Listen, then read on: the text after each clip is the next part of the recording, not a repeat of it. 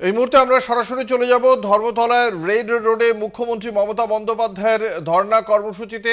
সেখানে মুখ্যমন্ত্রী দুপুর 1টা নাগাদই পৌঁছে গিয়েছেন। আপনাদের জানিয়ে রাখি, কেন্দ্রীয় সরকারের পক্ষ থেকে বাংলাকে বঞ্চনা করা হয়েছে। দীর্ঘদিনের বকেয়া প্রাপ্য এখনো পর্যন্ত মিটিয়ে দেয়নি কেন্দ্রীয় সরকার। তারই প্রতিবাদে মুখ্যমন্ত্রী এর আগেই একটি হুঁশিয়ারি দিয়েছিলেন যে 1 ফেব্রুয়ারির মধ্যে যদি কেন্দ্রীয় সরকারের পক্ষ থেকে টাকা না দেওয়া হয় তাহলে তিনি নিজে ফের ধর্ণা কর্মসূচিতে বসবেন।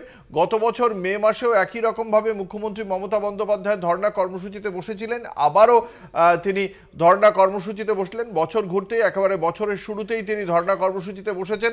তার সঙ্গে রয়েছেন তৃণমূল কংগ্রেসের নেতৃত্ব।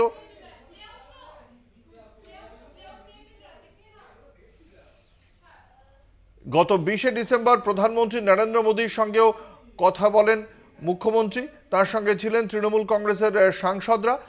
প্রধানমন্ত্রী আধিকারিক পর্যায়ে বৈঠকের একটা আশ্বাস দিয়েছিলেন। আধিকারিক পর্যায়ে 156টি কেন্দ্রীয় দল যে রাজ্যে এসেছিল সে কথা মুখ্যমন্ত্রী মমতা বন্দ্যোপাধ্যায় আগেই জানিয়েছিলেন, কিন্তু আধিকারিক পর্যায়ে একাধিক বৈঠকের পরেও সুরাহা কিছু হয়নি, সমাধান সূত্র বেরোয়নি। কেন্দ্রের পক্ষ থেকে কোনো টাকা পাঠানো হয়নি। কেন্দ্রের পক্ষ থেকে সর্বশেষ যখন সুদীপ বন্দ্যোপাধ্যায় তৃণমূল কংগ্রেস সাংসদ প্রধানমন্ত্রীর সঙ্গে তিনি কথা বলেন এই বিষয়ে, রাজ্যের বকেয়া পাওনার কথাটি প্রধানমন্ত্রীর কানে তোলেন, তখন প্রধানমন্ত্রী তাকে জানান যে তিনি এখন সিএজির রিপোর্ট পড়ছেন, ক্যাগ রিপোর্ট পড়ছেন। তিনি ক্যাগ রিপোর্টে চোখ রাখতে বলেন সুদীপ বন্দ্যোপাধ্যায়কে। তারপরেই আমরা দেখেছি প্রধানমন্ত্রীর বক্তব্যের ঘণ্টা দুয়েকের মধ্যেই বিজেপি রাজ্য সভাপতি সুকান্ত মজুমদার তিনি খুব স্পষ্টভাবেই জানান বাংলা ইউটিলাইজেশন সার্টিফিকেট জমা দেয়নি এবং প্রায় 2 লক্ষ কোটি টাকার দুর্নীতি হয়েছে বলে অভিযোগ করা হয় বিজেপির পক্ষ থেকে।